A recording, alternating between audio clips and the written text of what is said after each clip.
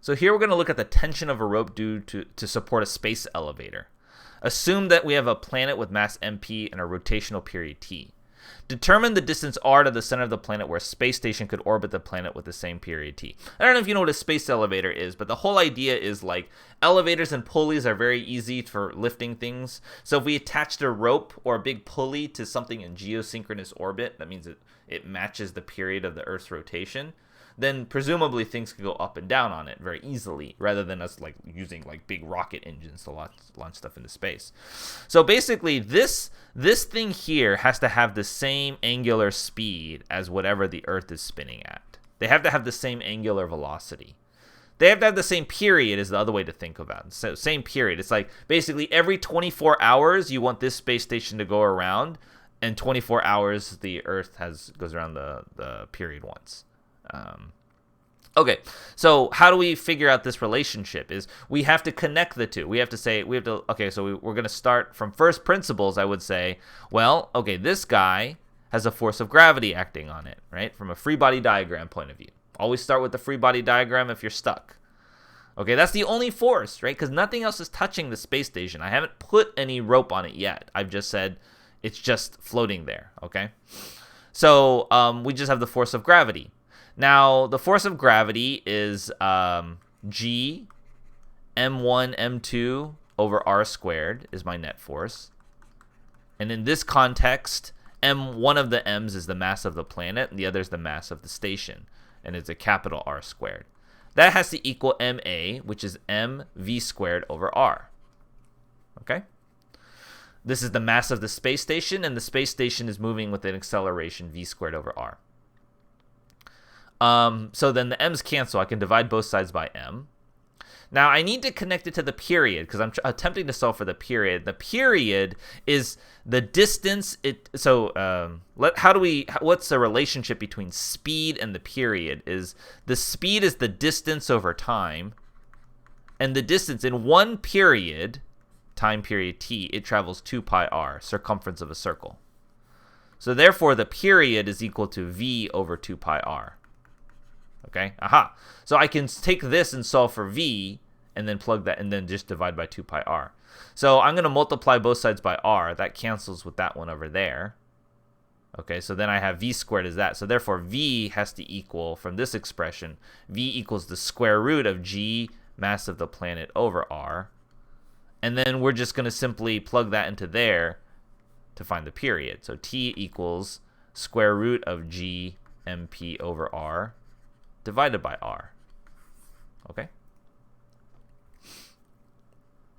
Now assume there's a piece of rope of mass m that's located at a distance r, which is a distance little r, which is smaller than r. What additional force is necessary to keep the piece of the rope at the same period as the Earth?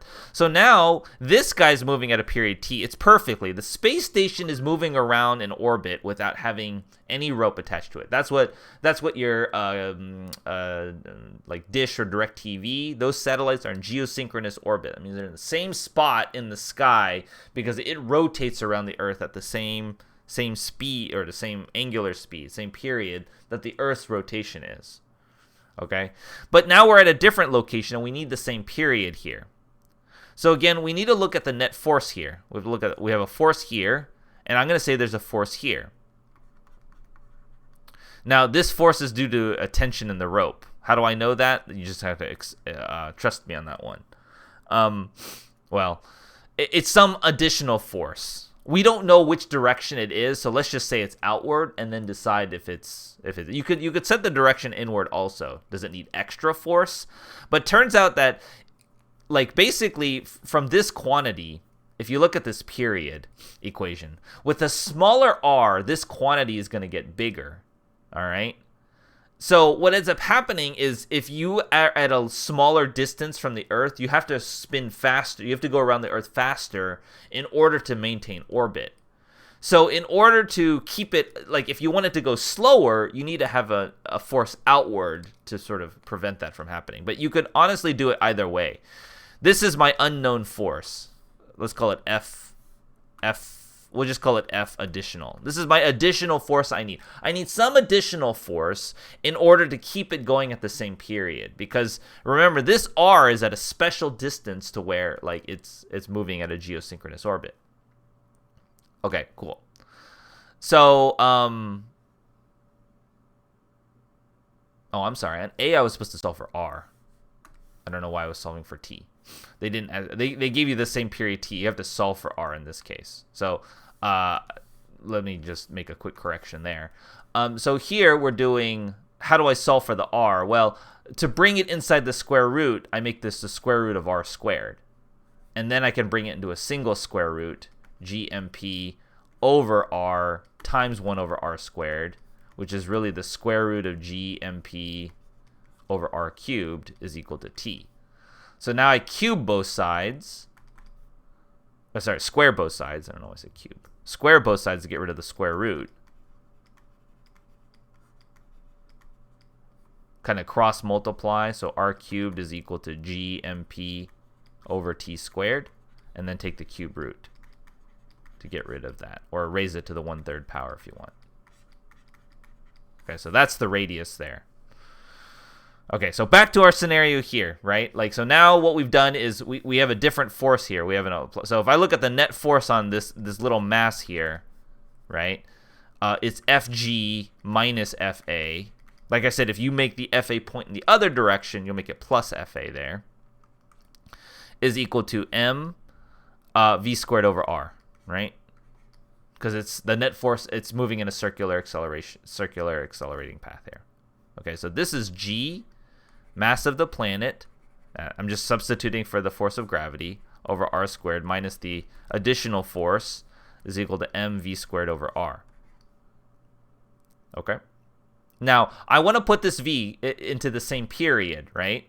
So again, the relationship we found from before is that the v is equal to, or the period is equal to v over 2 pi. So v is distance over time. It's 2 pi r over the same period, right? Now, I use a little r here because it's moving at a velocity v and it's moving at an orbit r here. So the distance that it travels is just 2 pi little r. Okay, so we're going to plug that into there. I get m times 2 pi r over t squared over r. That's equal to m 4 pi squared r squared over t times r. The r just goes on the denominator, and that r cancels with that. And now I can solve for the applied force. The Fa, just by moving this quantity to the other side. Move the Fa over to this side, and move this to the other side. I get g, mass of the planet m over r squared, minus 4 pi squared m r over t. Okay, this is the additional force. Now, without any numbers, it's hard to say, but basically, in order to keep the rope in place moving at the same speed, you need some other force. And that's the challenge of being a space elevator, is that there is a certain amount of, you see, the force you need is proportional to the mass. So you need it, if you make the rope too heavy, you need more force. So you can't just make the rope stronger by like increasing the adding more rope, because the force you need is proportional to the mass, right? There's an m in both of them, which is the mass of the rope. So so you need something with a certain amount we call a strain, or a certain amount of strength, in order to keep just to support the rope, not like any load or anything, just the rope itself. And so what they're trying to make is strong enough materials that are lightweight yet strong enough to be able to support this additional force. But for this problem, that's all you had to solve for.